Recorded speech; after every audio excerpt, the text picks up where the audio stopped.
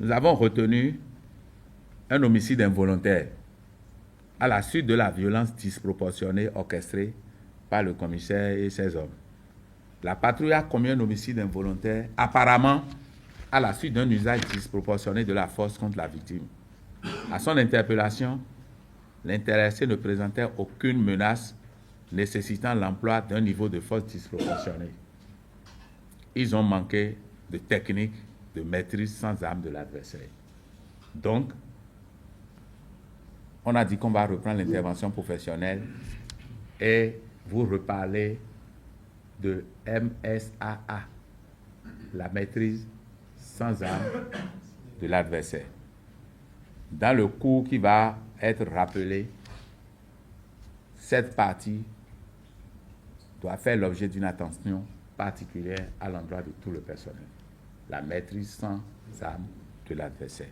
Si on arrive à le faire, je crois que ça peut nous garantir que des interpellations soient faites dans les règles de la dissimulation du délit.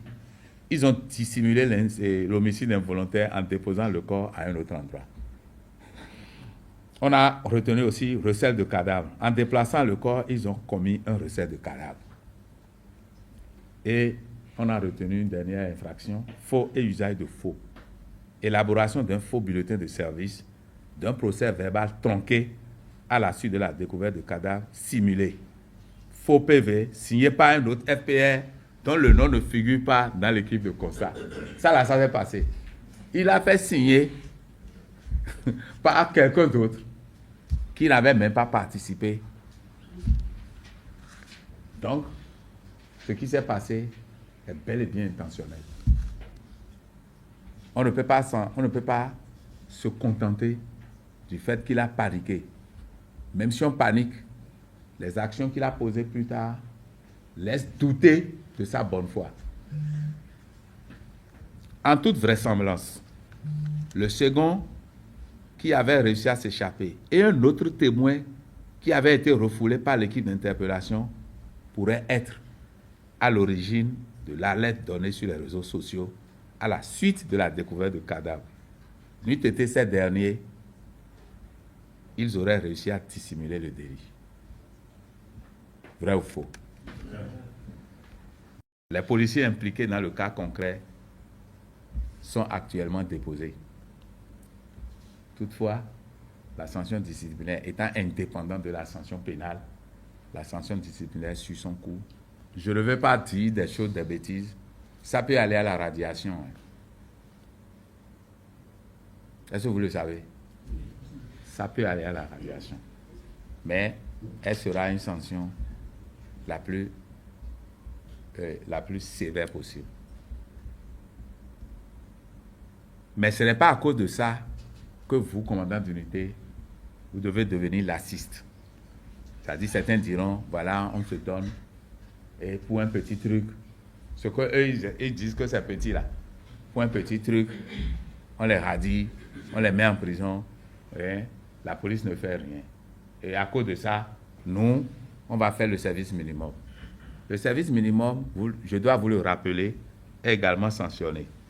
Vous le savez, non? Les commissaires risquent d'encourir les sanctions et ne doivent pas profiter de la situation comme prétexte pour ne pas faire leur travail ou bien faire un service minimum ou bien s'abstenir totalement de faire ce qu'ils doivent accomplir comme mission. J'en appelle à votre sens de responsabilité. Si on constate que dans l'exécution du service, vous voulez profiter de ce qui est arrivé, vous allez prendre votre sanction. C'est tout.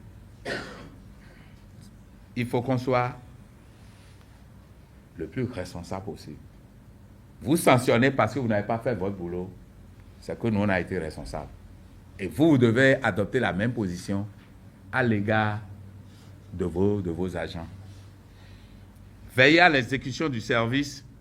Chaque commissaire sera jugé sur le travail de son unité et la qualité de l'exécution des services dans sa circonscription.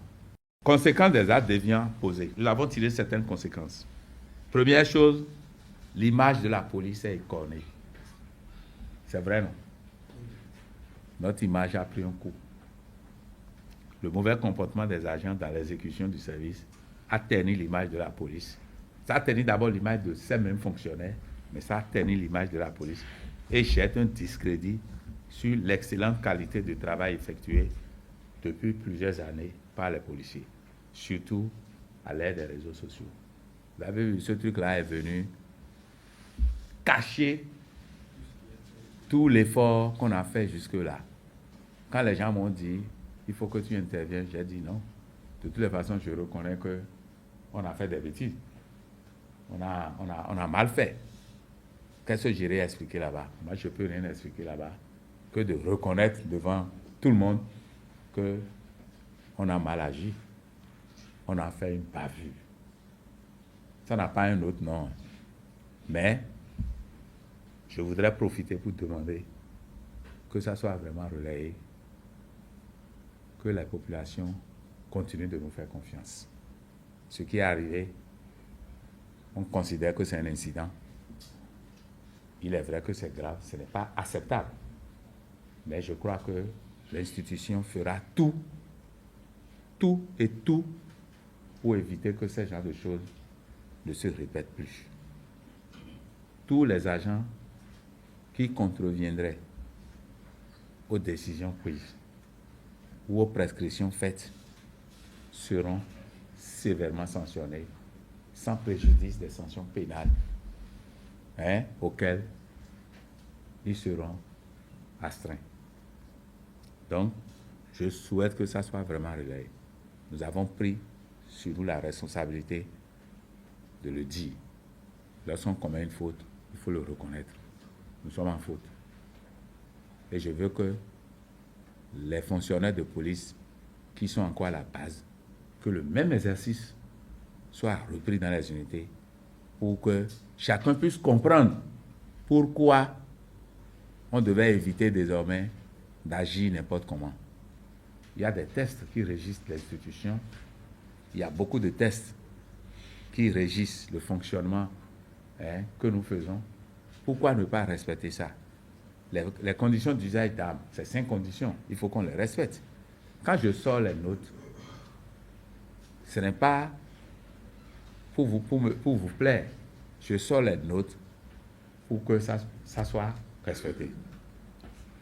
J'ai sorti beaucoup de notes sur certains aspects spécifiques du service. Les gens ne les lisent pas. Mais quand je veux les obliger à lire, c'est ces notes-là que je vais prendre des choses dedans pour donner dans les questions d'examen. Encadrement du personnel et rôle des commissaires. Les commissaires ont un rôle essentiel dans l'encadrement du personnel de leurs unités. Il est de plus en plus constaté que les éléments qui exécutent les services ne sont pas bien désignés, ne sont pas bien commandés, ne sont pas bien encadrés et ne sont pas bien contrôlés, ce qui conduit à de tels incidents. Alors, comment commander et instruire le personnel? Les commissaires doivent désigner les éléments qualifiés qui connaissent le travail attendu et veiller à ne pas laisser seuls les jeunes agents de police pour l'exécution des services. Ils doivent être encadrés par les policiers plus gradés et expérimentés.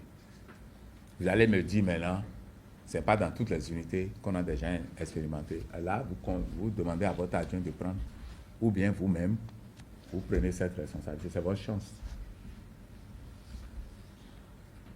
Les policiers chargés des unités doivent continuer de s'instruire et veiller à l'instruction de leur personnel sur le travail et sur l'exécution des patrouilles, des visites de secteur, des contrôles et autres services. Le manque d'instruction est un danger pour l'institution. Les gens doivent continuer de s'instruire, de se cultiver. Sinon, ça ne peut jamais aller. Comment fonctionnent les différents services? Les commissaires doivent briefer et débriefer le personnel sur les services, ce qu'il y a à faire, comment faire et les fautes à éviter. Ils doivent également briefer leurs éléments au départ de chaque équipe sur l'exécution du service, ce qui est attendu d'eux et les fautes à éviter.